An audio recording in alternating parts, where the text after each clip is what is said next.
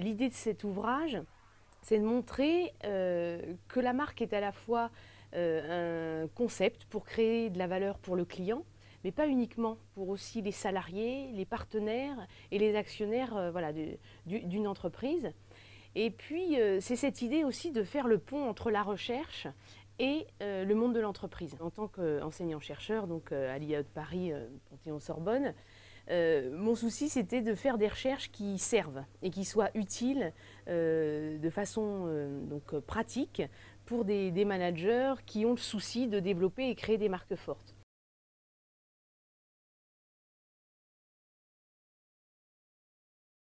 Pour créer ces marques qui donnent du sens, qui vont résonner dans la tête des gens, c'est sûr qu'il faut raconter des histoires vraies.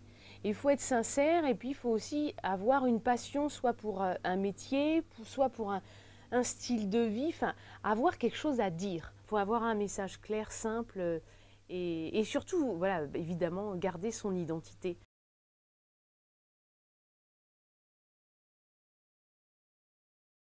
Aujourd'hui, les marques s'engagent, c'est-à-dire qu'elles ne sont plus là uniquement pour vendre, elles sont là aussi pour donner leur avis et agir dans la société et avec tous les problèmes sociaux qu'on peut avoir aujourd'hui, économiques, etc. On a Starbucks qui vraiment se sensibilise et s'engage aux États-Unis pour développer l'emploi, trouver des débouchés pour diminuer au maximum le chômage.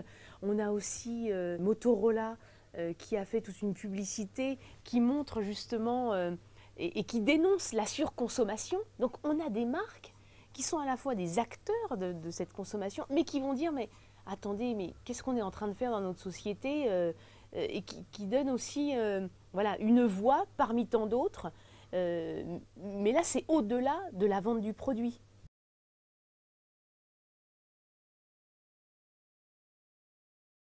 Je pense à Louis Vuitton qui, depuis quelques années, avec sa campagne de communication corporate, met vraiment en avant cette idée de voyage. Donc là, ils mettent en scène voilà, des gens célèbres, comme Catherine Deneuve, Gorbatchev, le couple Agassi, enfin bon, et bien d'autres, ou le père et la fille Coppola, et pour montrer voilà, que c'est des gens qui ont voilà, un métier, des valeurs, c'est des gens qui ont vraiment marqué à chaque fois leur univers.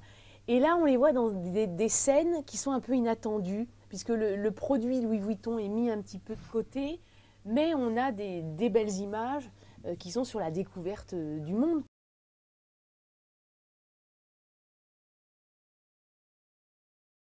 Le consommateur, il a envie voilà, de pouvoir voir, entendre, toucher, sentir les marques qu'il aime à chaque moment de sa journée, de sa vie. Mais en même temps, il veut retrouver voilà, cet univers. Aujourd'hui, tout le monde est sur Internet, mais il y a deux types de sites. Il y a les sites corporate qui sont là pour l'image, et puis les sites commerciaux qui sont là pour vendre. Et puis, évidemment, il y a le offline. Donc, c'est du multicanal, et aujourd'hui, le grand défi, c'est la cohérence de tous ces points de contact.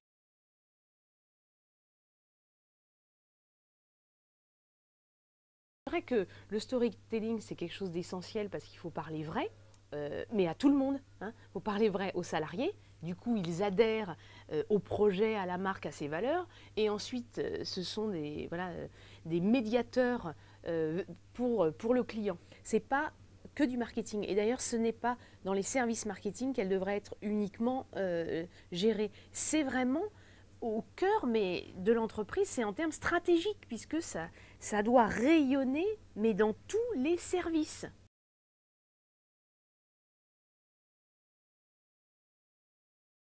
Bien connaître la marque dans une organisation, c'est vraiment une clé de succès pour pouvoir ensuite mieux adhérer, mieux communiquer et mieux prendre sa place sur un marché.